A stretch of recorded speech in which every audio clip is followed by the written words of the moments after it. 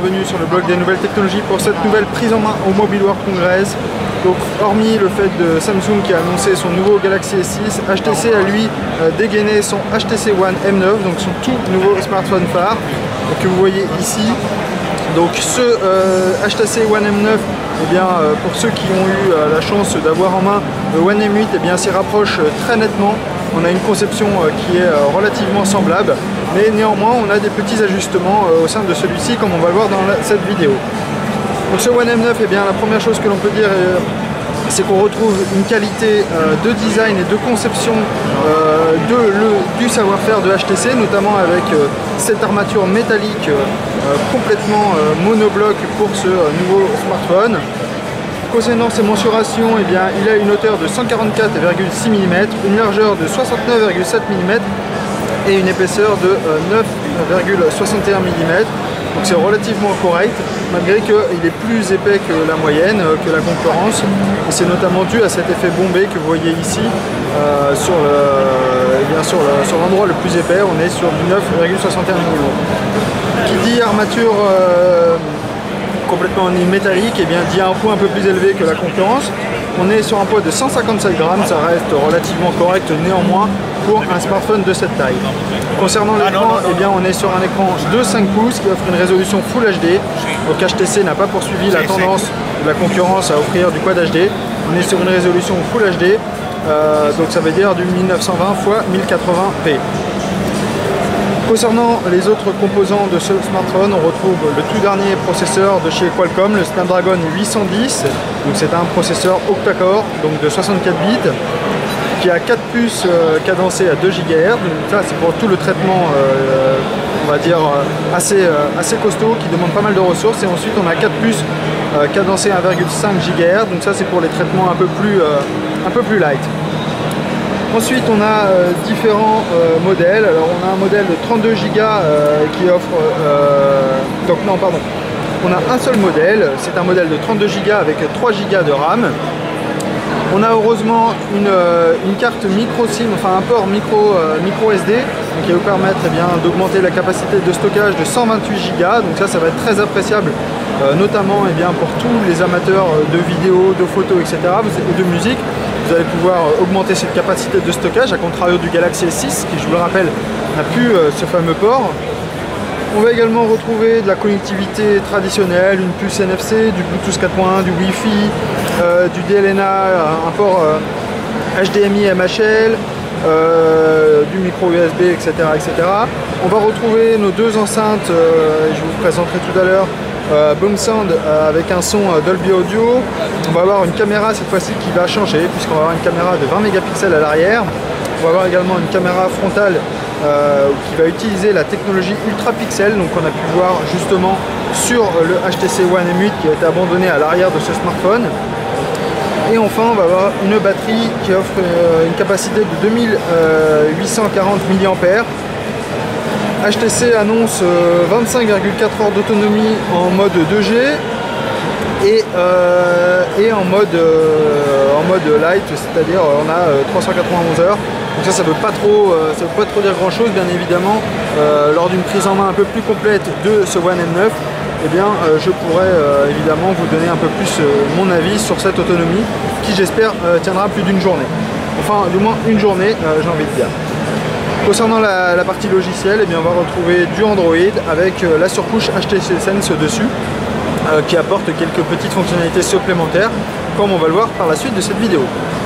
Donc pour la découverte de ce smartphone, sur la tranche supérieure ici, eh bien, vous voyez, on n'a aucun bouton, aucun port, on a juste une petite bande noire. Alors je ne sais pas si vous le voyez, voilà, on le voit mieux. On a juste cette petite bande là. Sur la tranche inférieure, on va retrouver ici le port jack 3.5 et ensuite on a ici la prise micro USB, donc qui va vous permettre de recharger votre smartphone. Là il y a l'antivol dessus, mais croyez-moi, il y a le port micro USB.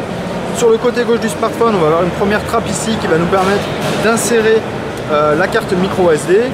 Sur le côté droit du smartphone, on va retrouver une autre trappe ici, donc pour la carte SIM. On va avoir deux boutons ici de volume, donc qui vous permettent d'augmenter ou de diminuer le volume. Et enfin on a le bouton power qui se retrouve ici sur le côté droit qui était sur le M8 en haut. Ici, il se retrouve sur le côté droit du smartphone, en plein milieu. Et du coup, c'est très facile de l'avoir en main, notamment pour un smartphone de cette taille. Vous voyez, j'y accède très facilement. Sur la façade, eh bien, on retrouve ici une première grille de haut-parleurs avec donc une réseau de capteurs de proximité et de luminosité. On va avoir donc notre caméra ultra pixel en frontale, donc ça va vous permettre d'emmagasiner beaucoup plus de lumière lors des selfies, et du coup on va avoir de meilleures photos lorsque vous allez prendre des selfies. En bas, on va retrouver une deuxième grille de haut-parleurs, donc grille qui permet d'avoir un son stéréo. On a toujours cette bande noire ici avec le logo HTC. Sur la face arrière, on va retrouver donc ce fameux châssis complètement en aluminium brossé qui est de plus bel effet. On va retrouver une autre petite bande plastique en haut et en bas. On a évidemment la marque HTC ici, alors qu'il n'est plus gravé mais qui est juste apposé en fait sur la coque. On n'a plus cet effet de gravure au sein de la coque, on a juste la mention HTC. On va retrouver notre gros capteur ici, donc c'est un capteur de 20 mégapixels qui a autofocus, il a une focale de 2.2. Il permet de prendre de la vidéo évidemment en 4K. On va avoir un double flash LED sur les côtés pour améliorer la photo en cas de faible luminosité. Donc HTC a abandonné le système duo caméra qu'on avait sur le HTC One M8. Désormais, eh bien, vous ne retrouvez plus qu'un seul capteur. Donc une fois qu'on allume le smartphone, eh bien, on se retrouve donc avec Android avec la surcouche HTC Sense, pardon. Donc je vais mettre tout de suite le mobile en français, ça va être plus simple pour vous présenter les menus. Voilà.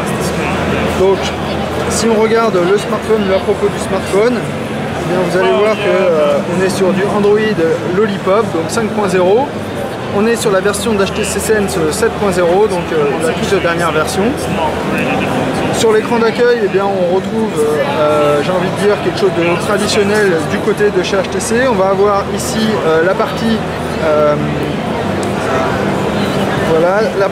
d'actualité de HTC, que maintenant vous avez l'habitude d'utiliser si vous connaissez, si vous avez déjà eu du HTC dans les mains. Vous allez retrouver donc ce Blinkfield qui est un flux d'actualité. Donc vous allez pouvoir vous abonner à certains flux. Vous allez également pouvoir connecter vos réseaux sociaux directement sur cette partie-là. Sur la partie application, eh bien, là aussi quelque chose de traditionnel. Vous allez pouvoir naviguer de haut en bas à travers toutes les applications. On va retrouver des applications traditionnelles de chez Google. On va également retrouver des applications qui sont propres à HTC, notamment eh bien, HTC Zoé, qui va vous permettre de créer une petite collection de photos directement depuis cette application. Justement, en parlant de photos, eh bien, passons à l'application photo. Donc là, on est en caméra frontale. Donc je vous rappelle, on a une caméra ici donc ultra pixel, 4 ultra pixels, qui prend beaucoup plus de luminosité. Et du coup, on va avoir des rendus nettement supérieurs. Si on retourne, donc on va avoir ici un mode HDR. Vous allez pouvoir vous passer en mode vous allez pouvoir également régler ici la luminosité. Vous allez pouvoir ici d'autres réglages. On a le retardateur. Concernant les paramètres, vous allez pouvoir changer le ratio, le retouche, l'option, la résolution. On va pouvoir également passer en mode vidéo directement sur ce smartphone. Donc vous allez pouvoir l'éditer. Vous allez pouvoir la supprimer évidemment. On a également un mode panorama, mode appareil photo et le mode autoportrait. Si on passe en mode appareil photo, donc là on se retrouve avec le capteur de 20 mégapixels. Donc je vais prendre quelques clichés. Donc le déclenchement se fait très rapidement, vous ne voyez pas à l'écran, mais le déclenchement est très rapide. Alors la qualité est plutôt bonne, alors là j'ai bougé en même temps donc c'est peut-être un peu flou. Voilà, la qualité est plutôt bonne.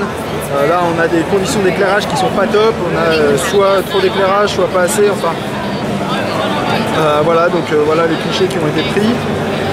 Ça ce sont des clichés de démonstration. Si on regarde la partie vidéo, vous pouvez voir qu'on a un son, vous ne l'avez pas l'entendre parce qu'il y a trop de bruit sur le salon, mais on a un son d'extrêmement bonne qualité. La vidéo, vous voyez, est très bonne, les angles de vision sont également très bons sur ce smartphone. On a vraiment un écran très très chouette. Alors on est en deçà quand même, je trouve, du Galaxy S6 qui lui a un écran totalement fabuleux, mais quand même on a quelque chose de très sympa.